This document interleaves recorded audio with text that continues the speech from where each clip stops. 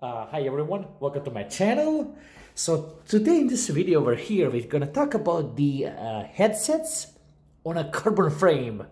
So the reason why I decided to make this video is because lately on the Facebook groups for the Bianchi and Pinarello, a lot of guys are complaining about the gap on the headset.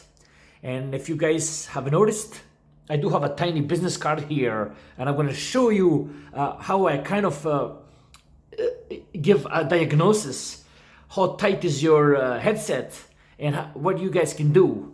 So anyways, a lot of guys have been complaining that there's a big gap over here on the headset. So what I will do, what I like to show you, there's two tricks. The first one is what I do, I grab the business card here. So there's a business card here, and I will try to wedge in. Just like that. So if you look, I'm gonna back off. The business card should stay there nice and tight. And look, pretty easy to remove it, but then it's nice and tight in there. And I'm gonna try to zoom in. It fits in very, very tight. See what I'm talking about? Now the reason why I'm doing this, if you do have a business card here and I try to wedge it in here, and if it falls out, you got a problem. This headset here was recently inspected by my Pinarello dealer, and everything is on the par how it should be. But if you guys have lots of gap here, get your local Pinarello dealer or a trustworthy bike shop to have a look, inspect it, and everything should be nice and tight. Now I'm gonna just show you here. It's still nice and tight. Let's get this camera to focus.